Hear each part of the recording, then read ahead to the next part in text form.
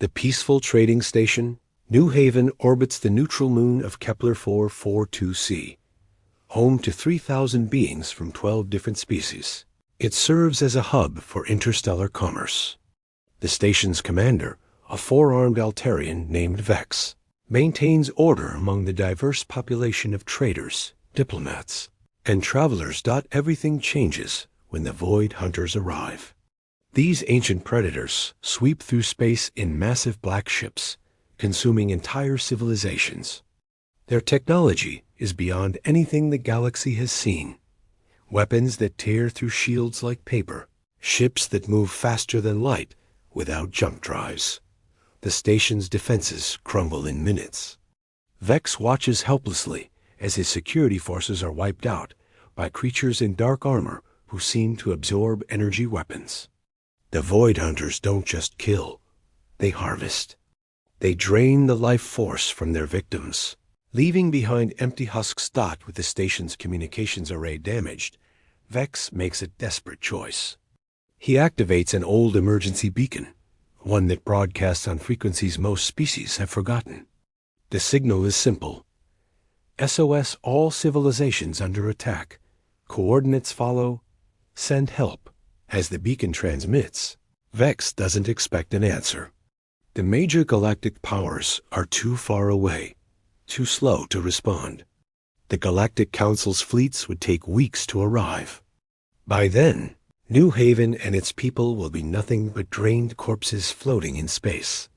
But someone is listening. Deep in the Sol system, Earth's defense network picks up the signal. Admiral Kane, a weathered veteran of humanity's expansion wars, studies the transmission with cold eyes. The message is clear. An unknown hostile force is attacking civilian targets. Long since first contact protocols were established, Kane asks his aide. 70 years, sir. The treaty clearly states humans will not interfere in galactic conflicts. Kane stares at the star charts showing the attack location. Humans have been peaceful traders and explorers for decades, careful not to alarm other species with their military capabilities. But this isn't a political conflict. This is genocide. Prep the fleet, Kane orders. All ships. Full deployment. His aide pales. Sir, that's over 200 vessels. The other species will think we're invading. Kane's expression doesn't change. Then they'll learn what humanity does to those who prey on the innocent. Asterisk, the human fleet that emerges from Sol's asteroid fields is unlike anything the galaxy has ever seen.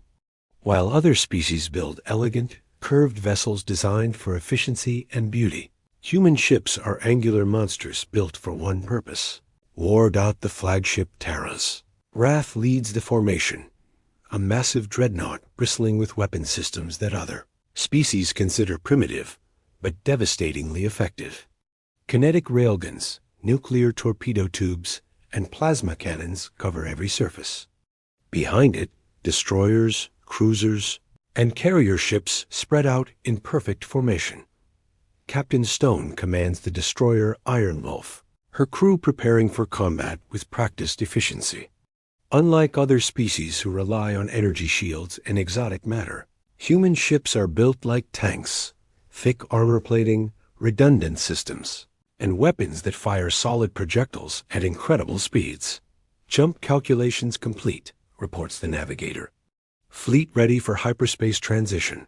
Admiral Kane's voice echoes through every ship. Today we show the galaxy why humans don't start fights, we finish them.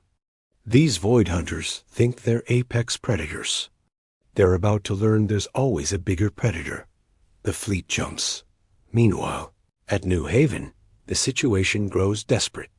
The Void Hunters have breached the main habitat sections, their dark forms moving through corridors like living shadows.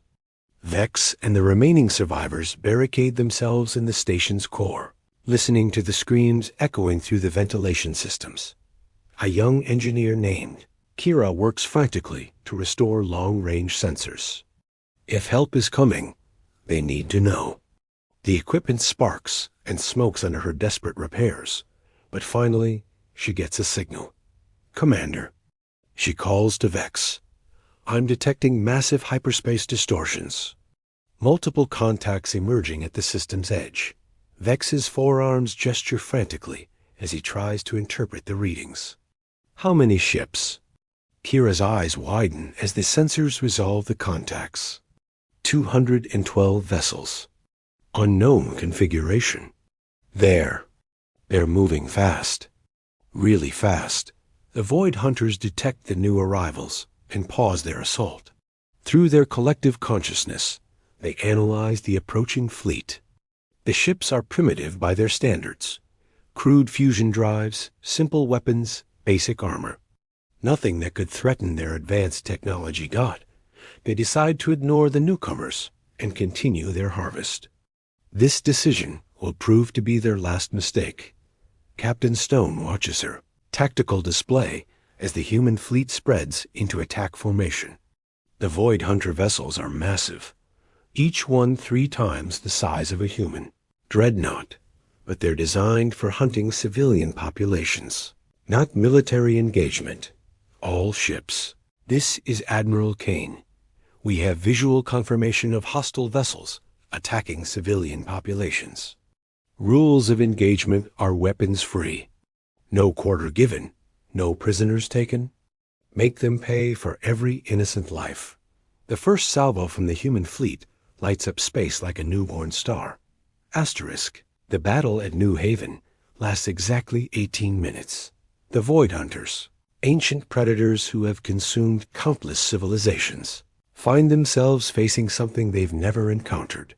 Prey that fights back with terrifying efficiency.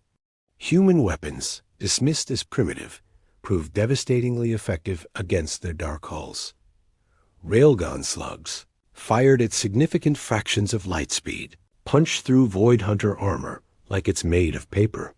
Nuclear torpedoes detonate in brilliant flashes, overwhelming their energy absorption capabilities. Most shocking of all, human tactics prove superior to their collective consciousness. Where the Void Hunters expect panic and chaos, they find cold precision. Human ships work together with machine-like coordination, each vessel playing its part in a deadly dance of destruction. When Void Hunter beams try to drain life force from human crews, they find something unexpected, humans fighting back with pure willpower. Their aggressive nature actually strengthening them against psychic attacks.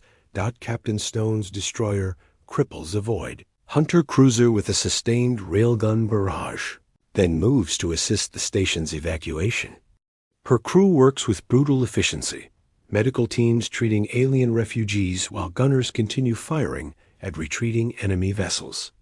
Within the station, Vex can barely believe what his sensors show.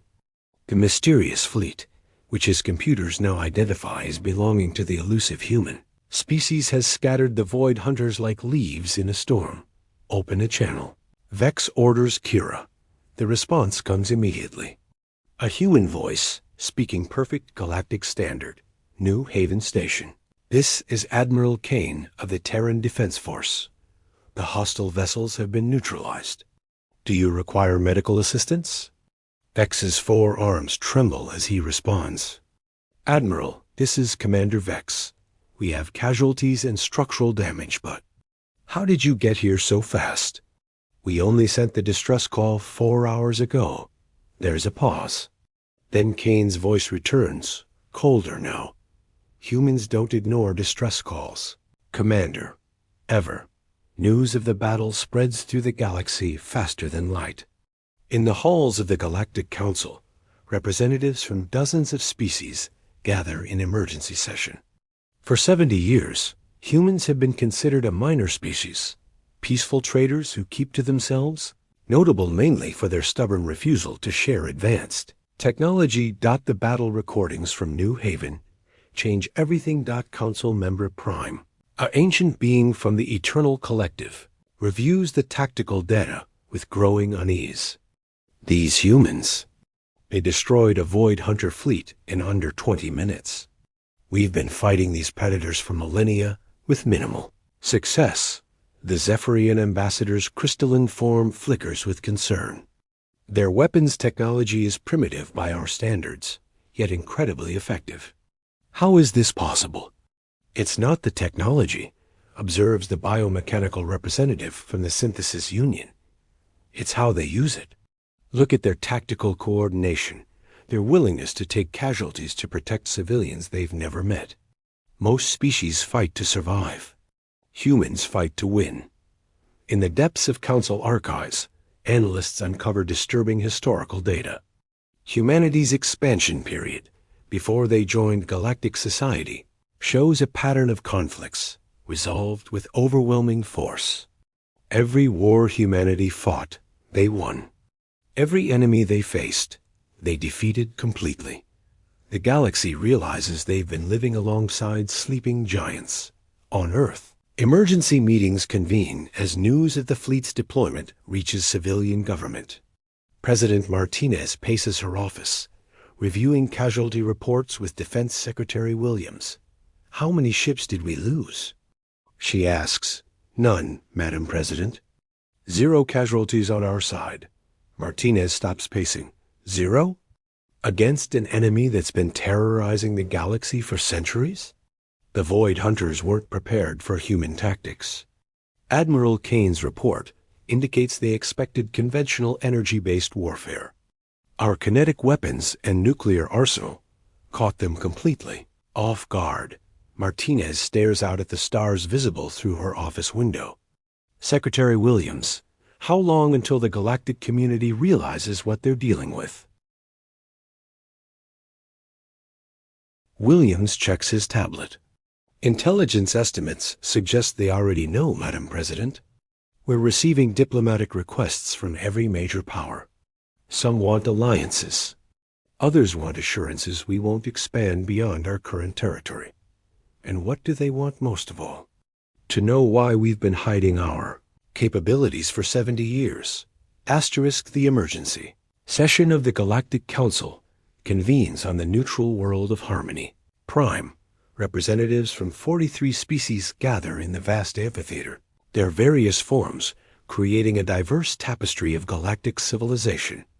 But today, all eyes focus on the single human representative, Ambassador Wells. Wells walks to the central podium with measured steps, her simple black diplomatic uniform stark against the ornate robes and biomechanical enhancements worn by other delegates. She carries a single datapad, nothing more. Honored representatives? Wells begins, her voice carrying clearly through the chamber's translation systems. You have questions about recent events at New Haven Station. I am here to provide answers. Council Member Prime leans forward, his ancient form crackling with energy. Ambassador Wells, your species deployed over 200 military vessels within hours of receiving a distress call. This fleet demonstrated capabilities far beyond what your people have previously revealed. We demand an explanation. Wells nods calmly. The explanation is simple. Humanity has always maintained defensive capabilities proportionate to perceived threats. For 70 years, we've seen no need to display our full military strength. The Zephyrian ambassador's crystalline form flickers rapidly, a sign of agitation. You've been deceiving us? Your trade delegations, your peaceful expansion, your refusal to share military technology. It was all a facade. Not deception, Wells corrects. Discretion. Humans learned long ago that strength revealed carelessly creates fear, and fear leads to conflict. We preferred peaceful coexistence. She activates her datapad, and holographic displays appear throughout the chamber, showing detailed readouts of human military capabilities. The numbers are staggering. Ship counts, weapon specifications, defensive installations, a military infrastructure that dwarfs most galactic powers.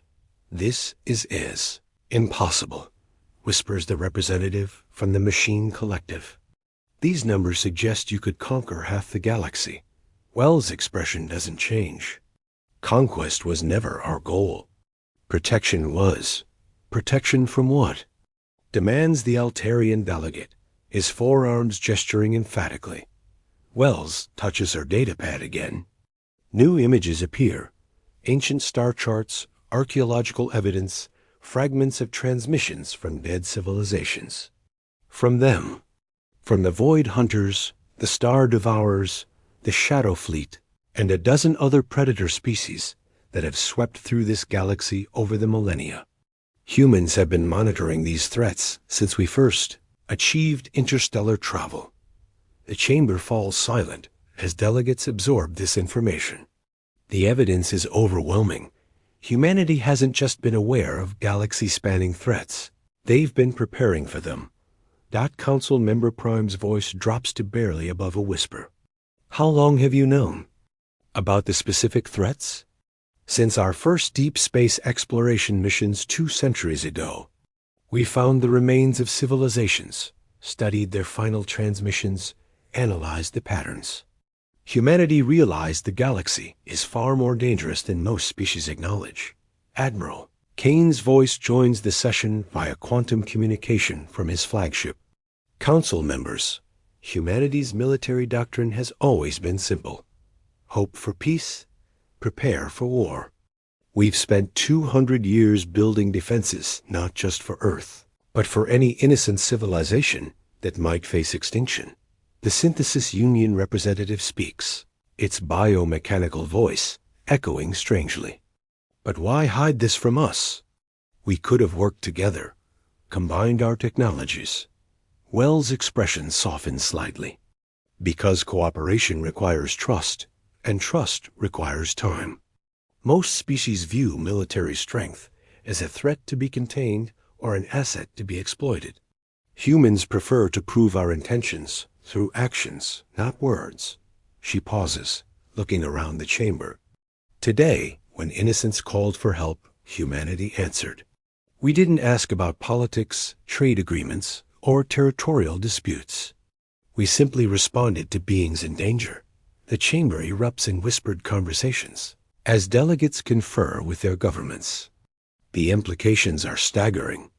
Humanity isn't just another spacefaring species. They're potentially the galaxy's most powerful military force, and they've been quietly protecting everyone for decades. President Martinez's voice joins the session from Earth. Honored delegates, humanity extends an offer of alliance to any species committed to protecting innocent life. Our fleets stand ready to defend against threats like the Void Hunters, but we will not impose our protection on anyone. She pauses. However, we also serve notice. Any species that preys upon the innocent, that wages wars of conquest or genocide, will face humanity's full response. We've remained hidden long enough. The galaxy's predators now know we're watching. The session adjourns in chaos as delegates rush to contact their home worlds. The galaxy's balance of power has shifted permanently, and everyone knows it. 3 months after the Battle of New Haven, the galaxy has transformed beyond recognition. Trade routes that were considered too dangerous now flow freely under the protection of human patrol fleets. Pirate activities have dropped to near zero after several raider groups simply vanished, their last transmissions showing massive human warships dropping out of hyperspace docked on New Haven Station.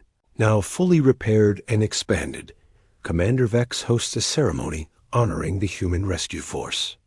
The station's main plaza, once a scene of terror and death, now bustles with life as representatives from dozens of species gather. Captain Stone stands at attention as Vex approaches, carrying an ornate crystal, the Altarian Medal of Life Preservation, their highest civilian honor. Captain Stone, Vex begins, his 4 arms performing the traditional gesture of deep respect.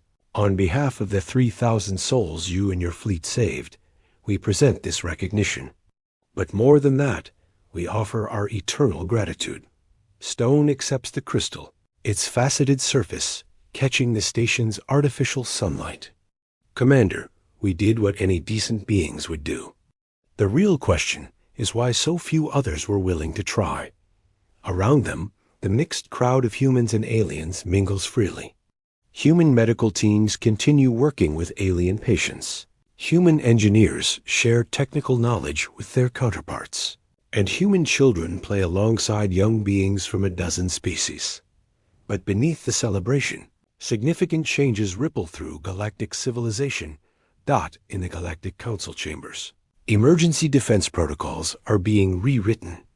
The old model of each species maintaining separate fleets is crumbling as smaller. Civilizations request human protection, and larger powers propose joint task forces. Ambassador Wells presents humanity's terms to the assembled delegates. The Terran Defense Compact offers protection to any peaceful species facing existential threats. In return, we ask only for cooperation in intelligence gathering and early warning systems. No territorial concessions, no exclusive trade deals, no political subordination. The terms are generous, suspiciously so by galactic standards. Several species debate whether humanity has hidden motives, but the evidence suggests otherwise. Human fleets position themselves at strategic points throughout the galaxy, but they make no territorial claims. They share defensive technology freely while keeping their most advanced weapons classified. Most telling of all, when the resource-rich Kepler Confederation offers humanity-exclusive mining rights to 3 star systems in exchange for protection, Admiral Kane's response is broadcast galaxy-wide. Humanity doesn't seek payment for doing what's right. Keep your resources and use them to build a better civilization for your people. Old predator species don't adapt well to this new reality. The Star Devourers, ancient enemies of the Void Hunters, attempt to test human resolve by attacking a small research station in the Outer Rim. Their first assault wave encounters a single human destroyer. The battle lasts 4 minutes. The destroyer Relentless, commanded by Captain Torres, doesn't just defeat the Star Devourer fleet. It captures 3 of their vessels intact, using weapons the aliens have never seen before. Boarding parties in powered armor storm the enemy ships, their combat techniques proving as superior as their technology. Within hours, human intelligence extracts the locations of every Star Devourer base and breeding ground. Within days, a coordinated strike by 12 human battle groups eliminates the threat permanently. The galaxy watches in stunned silence as a menace that has terrorized civilizations for millennia is simply ... erased. Asterisk. On Earth, President Martinez addresses her planet's population and, by extension, the watching galaxy. Humanity has always believed that with great power comes great responsibility. For too long, we allowed fear of our own strength to paralyze us while innocence suffered. No more. She pauses, looking directly into the camera. To those who seek peace, trade, and cooperation, welcome. Humanity stands ready to be your partner and protector. To those who would prey upon the weak, who build their power through conquest and cruelty, consider this your only warning. The broadcast ends with images of human fleets patrolling space lanes, rescuing stranded vessels, and delivering aid to struggling colonies.